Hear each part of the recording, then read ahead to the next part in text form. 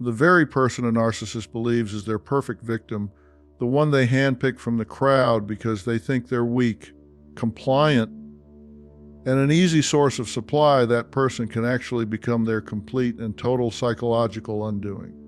And I'm not talking about another narcissist or some hardened cynic. I'm talking about the super empath. Now, I know what you're thinking.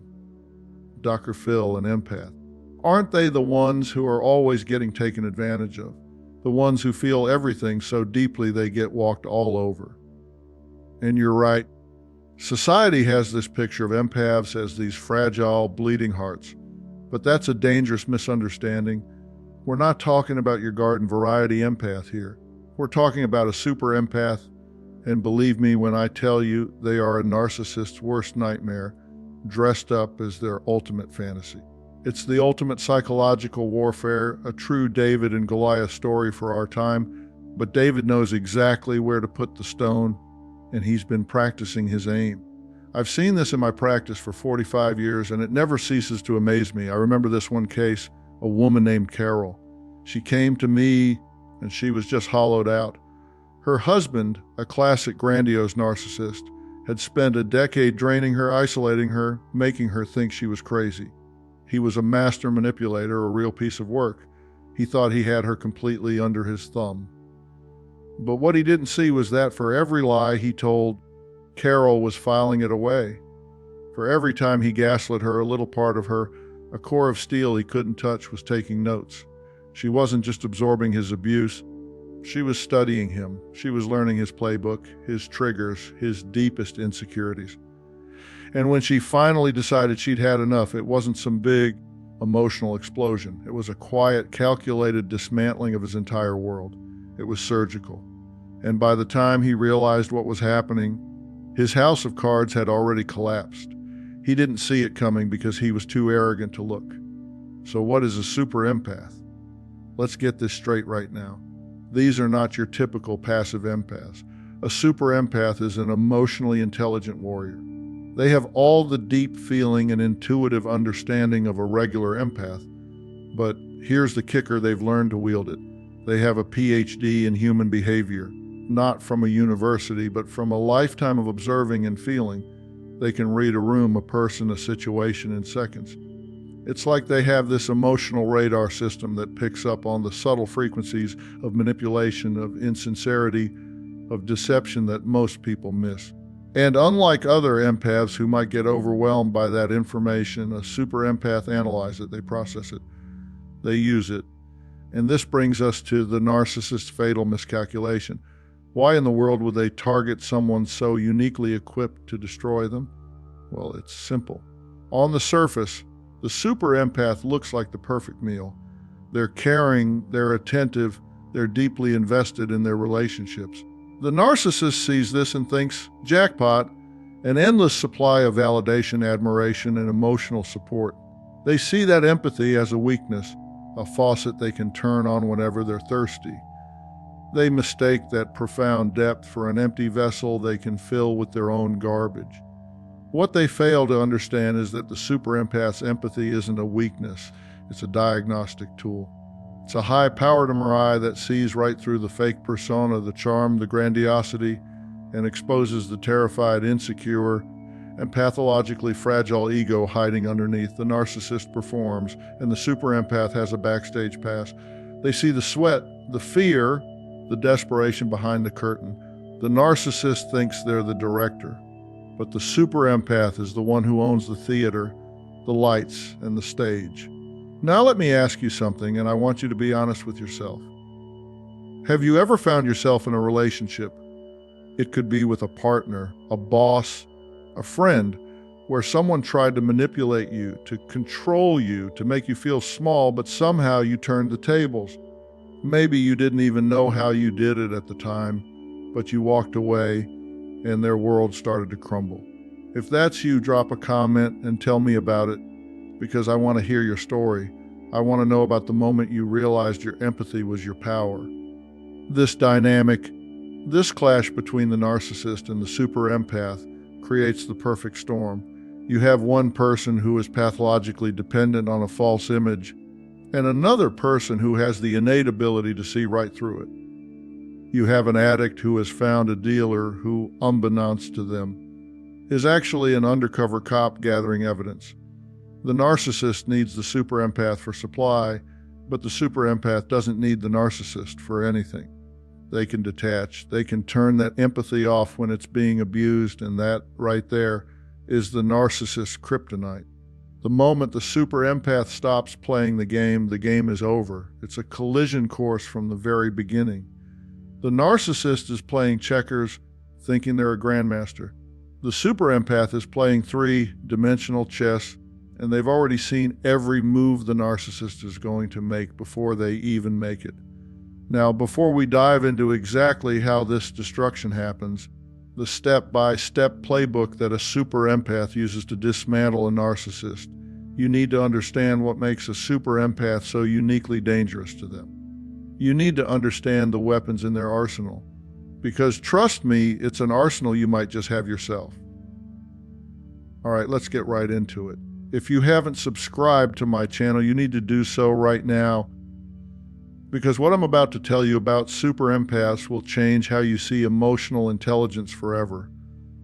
We're not just talking about some feel-good new age concept here. We're talking about a psychological weapon system that is so sophisticated, so finely tuned, that it can dismantle a narcissist piece by piece without them even knowing what's hitting them. This is your secret arsenal. So, what are the weapons? What are the core traits that make a super empath so formidable? I've boiled it down to 4 things, and I want you to listen closely, because you might just recognize yourself in this description. First, they have what I call an emotional radar system. Look, a super empath walks into a room and it's like they're seeing it in 4K while everyone else is watching a grainy black and white TV. They don't just hear what you say, they hear what you don't say. They feel the tension in the air, the subtle shift in tone, the flicker of insincerity in someone's eyes. It's an intuitive, gut-level understanding of human dynamics. While a narcissist is busy crafting their performance, putting on their mask of charm and superiority, the super empath has already downloaded their entire psychological profile. They can read people like open books, and they can spot a lie from a mile away because it feels wrong. It creates a dissonance in their emotional field that is as loud as a fire alarm. Second, and this is absolutely critical, is boundary enforcement. This is what separates a super empath from a regular empath who gets drained and destroyed. A regular empath feels the narcissist's pain and wants to fix it. A super empath feels the narcissist's toxicity and says, "Not today. Not in my house." They have learned, often the hard way, that their empathy is a precious resource, not a public utility. They know when enough is enough. They can build a fortress around their well-being, and they are not afraid to lock the gate. When a narcissist pushes, a super empath doesn't just push back. They hold their ground with the force of a mountain. They can say no and mean it. And that single word is something a narcissist simply cannot compute. Third, a super empath is a strategic thinker. Don't mistake their emotional depth for a lack of logic. It's the opposite. Their emotional intelligence fuels their strategic mind. They don't react impulsively. They observe, they gather data, they analyze patterns, and they plan their moves several steps ahead. I had a client, a CEO of a major company, who was dealing with a malignant narcissist on his board. This board member was trying to oust him, using charm and manipulation to turn others against him. My client, a classic super empath, didn't panic. He spent 6 months just listening. He watched who the narcissist flattered, who he lied to, what his triggers were. Then, in one board meeting, he didn't attack. He simply started asking questions, quiet strategic questions that exposed one contradiction after another. He laid a trap made of the narcissist's own words, and the guy walked right into it and imploded in front of everyone. It was a masterclass in psychological chess. And fourth, they possess the ability for emotional detachment when needed. This is their nuclear option. A super empath can, when necessary, turn off the empathy switch. It's not that they become cold and unfeeling, it's that they can compartmentalize. They can observe a situation with the cool, detached clarity of a scientist. When a narcissist is throwing a tantrum trying to provoke a reaction, the super empath can go into what's called the gray rock mode. They become as boring, as unresponsive as a gray rock. They give the narcissist nothing to feed on. No drama, no tears, no anger. And for a narcissist who lives on emotional reactions, this is starvation. It drives them absolutely insane. Now, you might think this is just pop psychology, but the research backs it up. Studies by pioneers like Dr. Elaine Aron on highly sensitive people show that a significant portion of the population is wired with this heightened neurological sensitivity. When that sensitivity is combined with life experience and a high IQ, you get the super empath. This is why narcissists initially love them. They see that emotional depth and think they've found the perfect, endless source of supply. But they've misread the label. They think they've bought a lifetime pass to an all-you-can-eat buffet, but what they've actually done is sign up for a clinical trial where they are the subject. The super empath becomes a perfect mirror. This is what I call the mirror effect. They don't absorb the narcissist garbage, they reflect it right back at them. When the narcissist lies, the super empath asks a question that exposes the lie. When the narcissist rages, the super empath remains calm, which makes the rage look even more unhinged. They reflect the narcissist's own behavior back in such a way that the narcissist is forced to see themselves, and they can't stand the sight. I think my own father was a covert narcissist. He was a brilliant man, but he could never, ever handle people who were truly self-aware. He couldn't stand anyone who saw through his victimhood narrative. He would try his passive-aggressive tactics, his subtle put-downs, and when they didn't work, when someone just looked at him with calm, knowing eyes, he would crumble. He couldn't operate without an audience that believed his act. A super empath is the one person in the audience who knows it's all an act and isn't afraid to say the emperor has no clothes. So you're listening to all this and you're probably thinking, okay, Dr. Phil, that's interesting, but is that me? Well, let's find out. Let me ask you a few things. And I want you to be brutally honest with yourself. Do you ever get that feeling where you just know what someone's about to say? Like you're one step ahead of the conversation. And what about when you're around someone who's just fake? A phony. Do you feel it in your gut? Like your whole body is telling you to get away from that person? Are you the one your friends call when they're in a jam? Not just for a shoulder to cry on, but for a plan? And tell me this, has anyone ever tried to use the "you're too sensitive" line on you? But deep down, you know that sensitivity isn't a weakness, it's your superpower.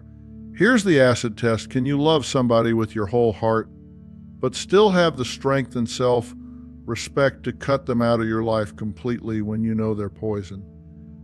Now, if you've been sitting there, nodding your head, saying, "Ah, yep, that's me," then let me tell you something. Congratulations. You are not a victim, you're a warrior.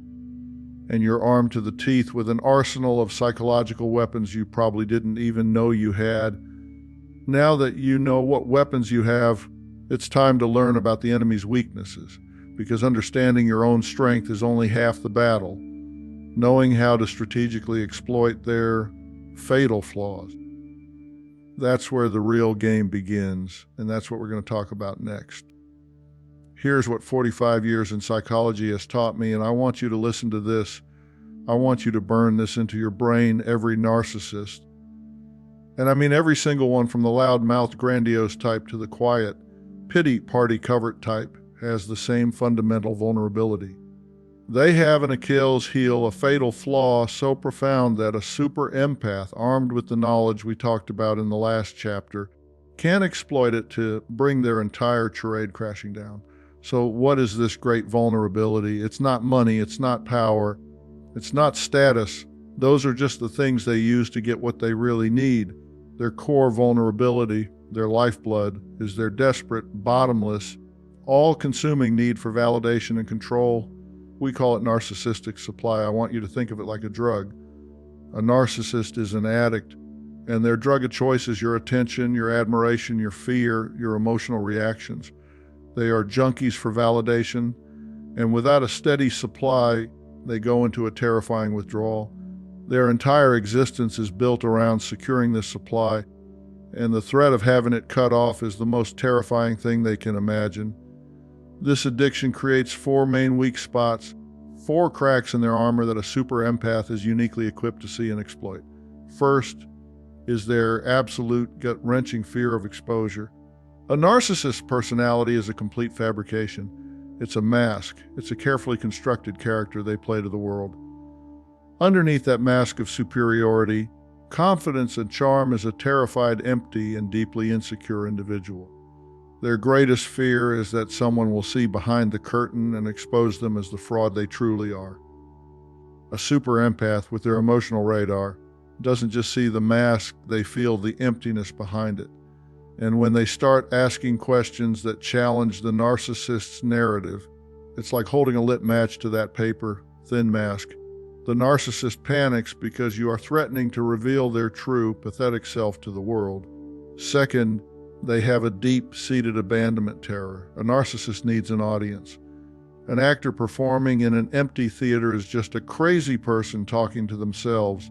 It's the same for a narcissist. They need people, spouses, children, coworkers, friends, to serve as mirrors, constantly reflecting back their grandiose image.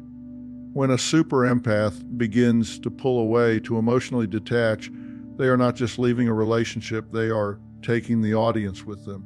This triggers a primal fear in the narcissist, the terror of being left alone with their own emptiness. Without an audience to validate their existence, they cease to exist in their own minds.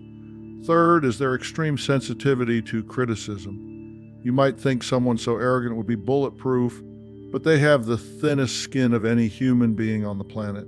Any challenge to their grandiosity, no matter how small or gently worded, is perceived as a full-blown attack. They cannot distinguish between a differing opinion and a declaration of war.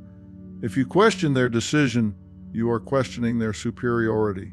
If you criticize their behavior, you are calling their entire identity a lie.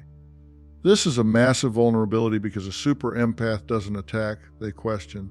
They use the Socratic method, and those calm, logical questions feel like 1,000 tiny cuts to the narcissist's inflated ego, causing them to bleed out emotionally. Fourth, and this is a big one, is their complete and utter lack of emotional regulation. A narcissist emotionally is a toddler in an adult's body. They have no ability to self-soothe, to manage their own feelings, to process disappointment or frustration in a healthy way. When their supply is threatened, or they are criticized or exposed, they can't handle the flood of negative emotions. They either fly into a narcissistic rage, screaming, threatening, attacking, or they collapse into a narcissistic depression, playing the victim and trying to manipulate you with pity. A super empath's calm, centered presence acts as an accelerant to this. By not reacting, by not giving them the drama they crave, the super empath forces the narcissist to sit in their own emotional filth, and it's a place they cannot stand to be. I had this patient once, a brilliant woman. It's an architect who was married to a malignant narcissist. This guy was a real monster. He had her convinced she was worthless. For years, he used all four of these vulnerabilities against her.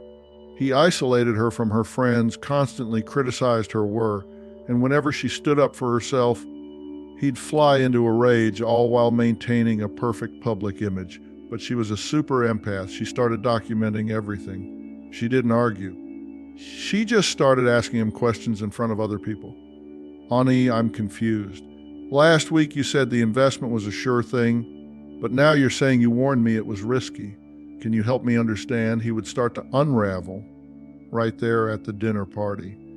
She was using his own words, his own lies to expose him, and because he couldn't regulate his emotions, he would get angry, look paranoid, and his mask would slip for everyone to see.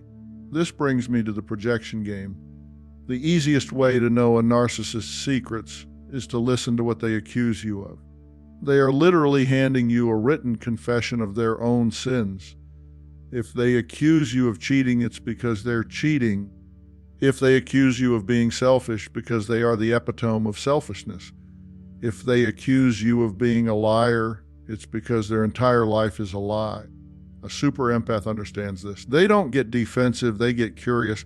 They see the accusation not as an attack, but as a piece of intelligence, another clue to the narcissist's fragile inner world. So why do they crumble under sustained strategic pressure? Because their entire personality is a psychological house of cards. It's built on lies, manipulation, and the validation of others. It looks impressive, but it has no foundation. A super empath doesn't come at it with a sledgehammer. They just gently, persistently pull out one card at a time. They expose one small lie. They enforce one small boundary. They refuse to engage in one dramatic fight. And soon enough, the whole structure becomes unstable and collapses under its own weight. The clinical literature is very clear on this. Researchers like Otto Kernberg, who did foundational work on narcissistic personality structures, have described this inherent fragility for decades. They've shown that beneath the grandiose exterior is what they call an empty self. The narcissist knows on some deep, terrifying level that they are a fraud. The super empath is simply the one who has the courage and the insight to hold up a mirror and make them look at it. Understanding these weaknesses is one thing. It's the intelligence report. But knowing how to strategically and systematically exploit them without getting drawn into the chaos, that's the battle plan. And that's where the real game begins. All right, let's get down to brass tacks. You ain't going to win this war by accident. You're not going to win it with emotion. You're not going to win it by having a big screaming match and finally telling them what you think. That's what they want. That's their home turf. No. You're going to win this with a battle plan, and that plan starts right here, right now. It starts with you becoming a psychological detective. You need to take off the hat of the spouse, the child, or the employee, and you need to put on the hat of a private investigator whose only client is you. This is the reconnaissance phase, and let me be crystal clear, information is power. A narcissist's entire world is built on a foundation of lies, misdirection, and carefully crafted narratives. Your job is to become the world's leading expert on their particular brand of nonsense. The truth, the cold, hard facts, are like sunlight to a vampire. They can't survive it. So your first mission is to gather an arsenal of facts so undeniable that they can't be twisted, denied, or gaslit away. So how do you do it? You document everything. And I don't mean you just kind of remember it. I mean, you get a dedicated notebook, or you get a secure notes app on your phone with a password, and you create an evidence trail. Every single time you have a significant interaction, you write it down. Date, time, location, what was said, verbatim if you can. You need to create a logbook of their crazy. This includes everything. Save the emails where they praise you one day and tear you down the next. Screenshot the text messages where they say one thing and then completely deny it a week later. You need to start tracking their behavioral patterns. Do they love bomb you for 3 days and then give you the silent treatment for a week? Write it down. The goal is to see the cycle on paper so you can't be tricked into thinking you're imagining it. And you absolutely must document the contradictions in their stories. This is huge. Narcissists lie so much they can't keep their stories straight. One week they'll tell you they were the star quarterback in high school. The next week they'll tell a different friend they were too busy with the debate team to play sports. Write both versions down with dates. When they tell you their boss is an idiot who's holding them back, but you see an email where they're sucking up to that same boss, you document it. You are building a case against their fabricated reality. You also need to gather witness accounts and third-party perspectives. How do they talk to their mother versus how they talk to you? What stories do they tell their friends about your relationship? Often, a narcissist will paint you as the crazy one to their inner circle. You need to be aware of the narrative they're spinning. You don't have to confront it yet. You just have to know. While you're gathering this intel, you're also doing some psychological profiling. Is this person a classic, grandiose narcissist who needs to be the center of attention? Or are they a covert, vulnerable narcissist who gets their supply by playing the victim?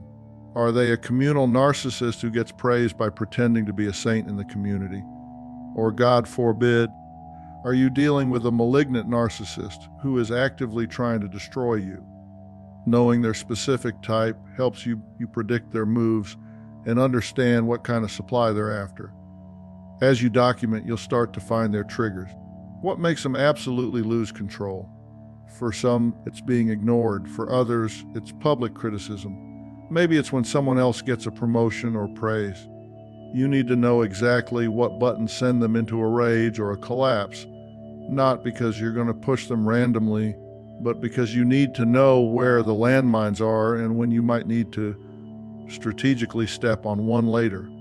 You also need to start mapping their flying monkeys. This is a term we use for the people the narcissist uses to do their dirty work. The friends, family members, or coworkers they enlist to spy on you, spread gossip, and enforce their will. You need a clear-eyed view of who is truly on their team, who always takes their side, who reports back to them. You need to know who these people are so you can cut off their access to you and your information. Now, while you're in this detective mode, your single greatest tool is the gray rock method. I've talked about this before. You become as boring and unresponsive as a gray rock. When they try to pick a fight, you give one-word answers. Okay, I see. You don't offer opinions. You don't share your feelings. You become an emotional black hole. This does two things. First, it starves them of the dramatic emotional supply they crave. Second, because they're not getting a reaction from you, they'll often escalate and reveal more of their tactics. You're no longer a participant in the drama. You're a scientist observing a specimen in a petri dish. I worked with this woman once whose husband was a classic communal narcissist. To the outside world, he was a saint, always volunteering, donating to charity, the pillar of their church. At home, he was a monster. She started gathering information. She used the gray rock method to stop feeding his ego at home. Then she started documenting. She got a copy of their bank statements and realized that the big charitable donations he bragged about were tiny. She recorded him on her phone when he would come home from a church event and rage about how people weren't appreciating him enough. She built a file of evidence that showed the stark, undeniable contrast between his public persona and his private reality. This brings me to legal considerations. This evidence trail isn't just for your own sanity.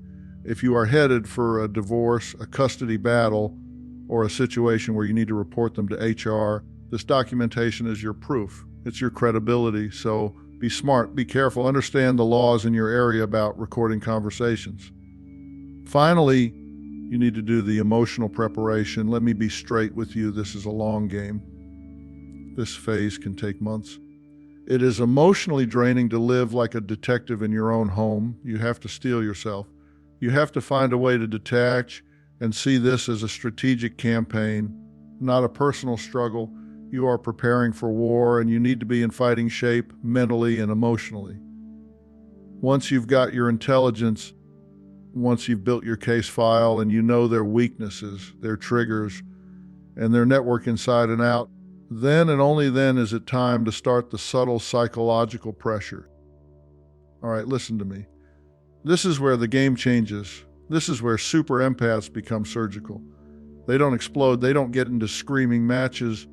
They don't throw plates. They systematically, meticulously, and strategically dismantle a narcissist's entire false reality.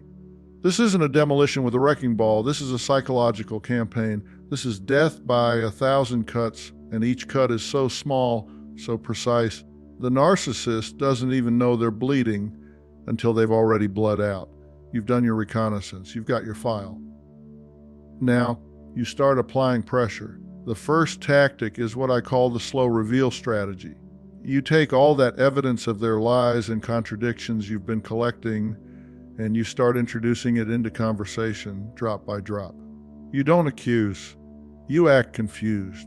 You say things like, "Help me out here, I'm a little lost. I thought you said you were at that conference all day Tuesday. But your mom mentioned you helped her with her groceries that afternoon. My memory must be going." You say it with a smile. You say it innocently. But what you're doing is planting a seed of doubt and forcing them to either admit a lie or create a new, more complicated one. You are slowly turning up the heat, and they start to sweat trying to keep their web of lies intact. Next, you employ mirror tactics. This is where you reflect their own behavior back to them in a way that exposes its absurdity. Do they give you the silent treatment when they're angry? The next time they do something that warrants an apology, you don't demand one. You just become quiet, distant. When they finally ask what's wrong, you say, "Oh, nothing. I just figured this is how we handle things when we're upset." You use their playbook against them not out of spite, but to hold up a mirror to their childish behavior. They hate it because it robs them of their special manipulative tools and makes them look ridiculous. Then comes strategic questioning. This is the Socratic method, and it is a super empath's most powerful weapon. You stop making statements and start asking questions. Innocent questions. Clarifying questions. Questions that force the narcissist to confront their own flawed logic.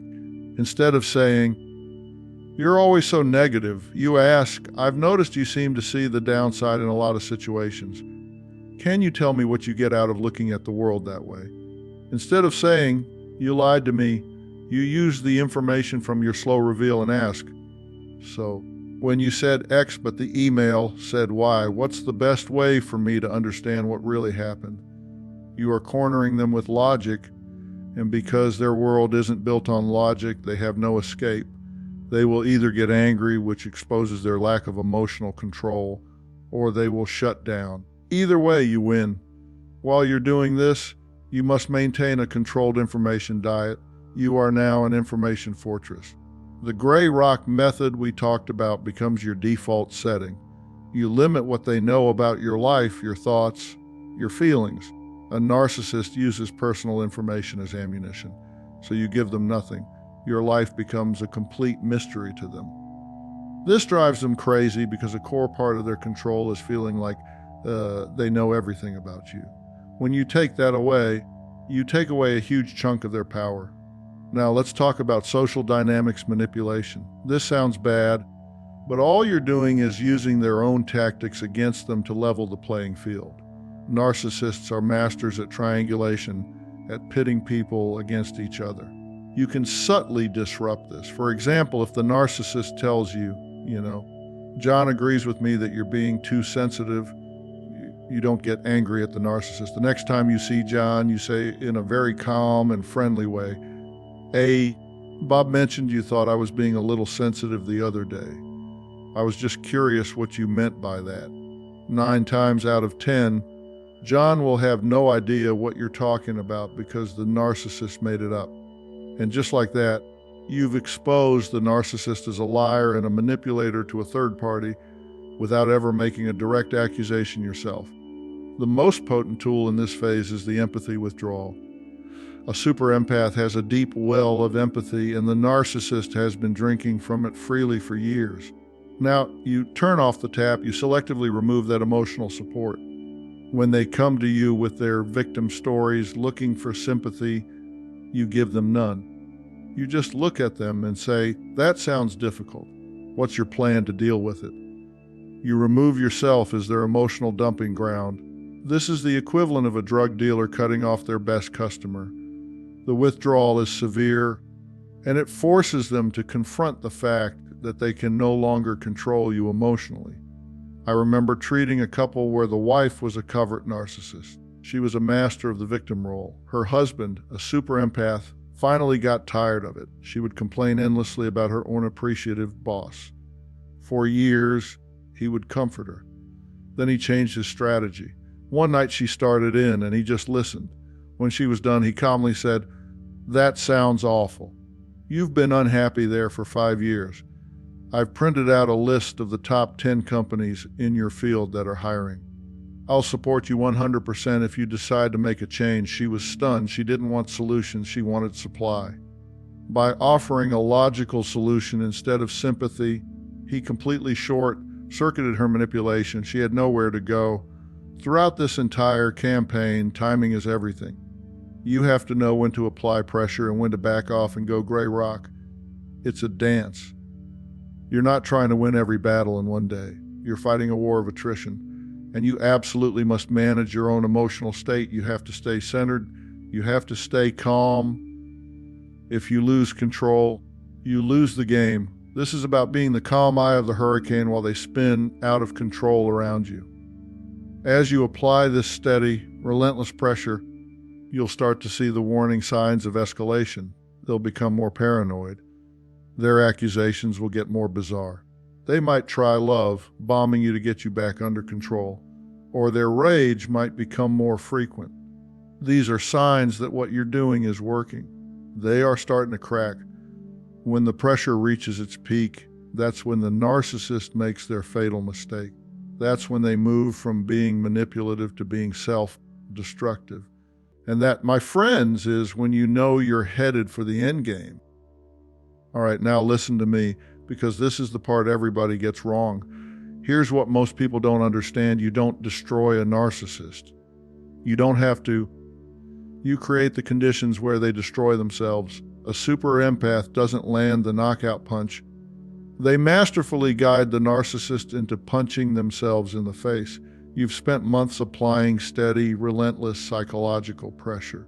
You've been the gray rock, the logical questioner, the calm center of their manufactured storm. And that pressure cooker can only hold so much steam before it explodes. This is the inevitable meltdown. It's not a matter of if, but when. A narcissist's ego is a balloon, and you've been poking it with 1,000 tiny pins. Their entire sense of self is based on a lie, and that lie requires constant energy, constant validation, and constant control to maintain. When you cut off their supply, when you mirror their behavior, when you question their reality with cold, hard facts, their system overloads. They simply do not have the psychological hardware to cope with a reality they can't control. When they break, it typically goes one of two ways. The first is narcissistic rage. This is the cornered animal lashing out. It's the toddler throwing a tantrum in the grocery store aisle. We're talking screaming, vicious accusations, threats, and sometimes, unfortunately, physical aggression. They are trying to terrify you back into submission. It's a desperate, last-ditch effort to regain control through intimidation. The second path is narcissistic collapse. This is the implosion. Instead of raging, they crumble into a pathetic heap of victimhood. How could you do this to me? After everything I've done for you, my life is over. So I have nothing left. This isn't genuine remorse. It's a manipulation tactic. They are trying to weaponize your pity and guilt to suck you back into the role of their caretaker. It's just as controlling as the rage, but it's disguised as pathetic weakness. Whichever path they take, it all leads to the same destination, the mask off moment. This is the point of no return. This is when their true self, the ugly, insecure, and pathologically selfish person they've hidden for years, is exposed for everyone to see. It often happens publicly because they've lost the ability to regulate their behavior. They'll have their meltdown at a family dinner, in the middle of the office, or in a string of unhinged social media posts. The carefully crafted illusion shatters and it's impossible to put back together. During this breakdown, you will see a pattern of common self-destructive behaviors. First, their lies escalate to a point where they become impossible to maintain. They're so busy trying to plug one leak in their story that 5 more spring open. They get caught in blatant, easily provable lies, and they look like a fool. Second, they start attacking innocent parties and creating more enemies. In their paranoia, anyone who isn't 100% on their side becomes the enemy. They'll lash out at mutual friends, family members, coworkers, anyone they perceive as a threat. They think they're isolating you, but what they're really doing is isolating themselves. I had a case, a high-powered executive whose wife, a super empath, had finally started the pressure campaign. He felt himself losing control, so he tried to start a smear campaign against her with their friends. But his stories were so bizarre, his rage so evident in his texts, that he didn't get the sympathy he wanted. Instead, he got worried phone calls from friends asking if he was okay. He ended up alienating his entire social circle in a matter of weeks. Third, you'll often see legal or professional misconduct. They get so desperate to win that they cross lines. They might try to hide assets in a divorce and get caught. They might send a threatening email to a boss or client. They might break a restraining order. Their impulsivity and lack of judgment take over, and they create real-world consequences for themselves that have nothing to do with you. Finally, they engage in relationship sabotage with everyone around them. They demand absolute loyalty, and when their flying monkeys start to question their erratic behavior, the narcissist turns on them too.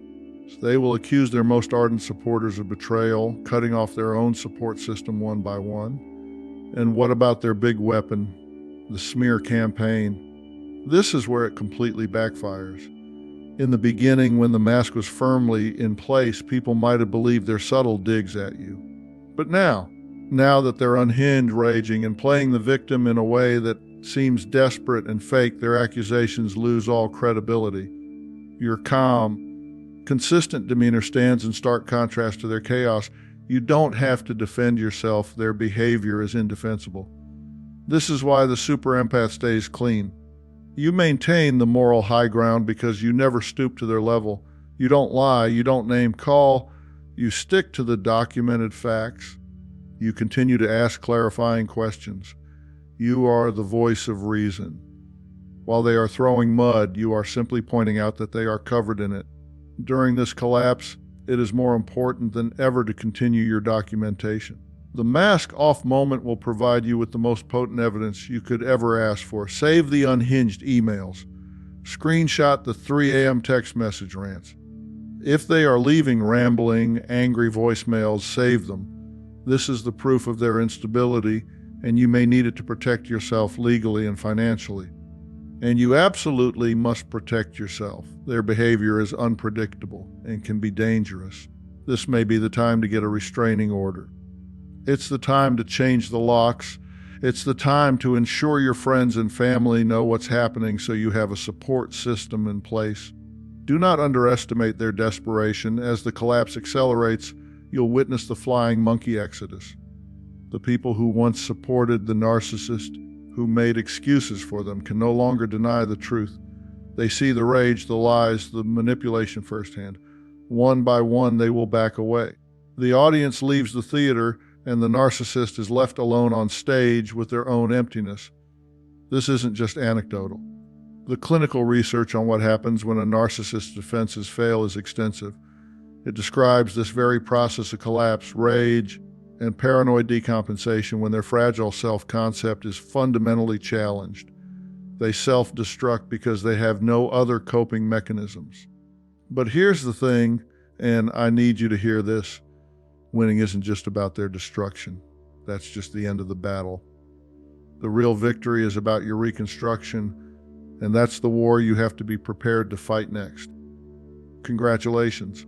You've survived psychological warfare. You went head to head with a master manipulator, and you came out on the other side. But let me tell you something, and I want you to listen to me. Now comes the hardest part. The battle is over, but the war for your own soul, for your own peace of mind, is just beginning. It's about healing, and it's about making damn sure this never, ever happens to you again. The first thing you need to understand is the reality of the aftermath. You might expect to feel euphoric, victorious. But what most people feel is empty. The conflict, as toxic as it was, gave you a mission. Your life was structured around anticipating their moves, documenting their lies, and protecting yourself. Now, in the silence, there's a void. This is normal. You're like a soldier coming home from a war zone. You have to learn how to live in peacetime, and that's a jarring transition. You have to recognize that you are a survivor of trauma. Narcissistic abuse is real, and it leaves deep wounds. You may be dealing with anxiety, depression, or even CPTSD. The first step in the trauma recovery process is giving yourself permission to not be okay.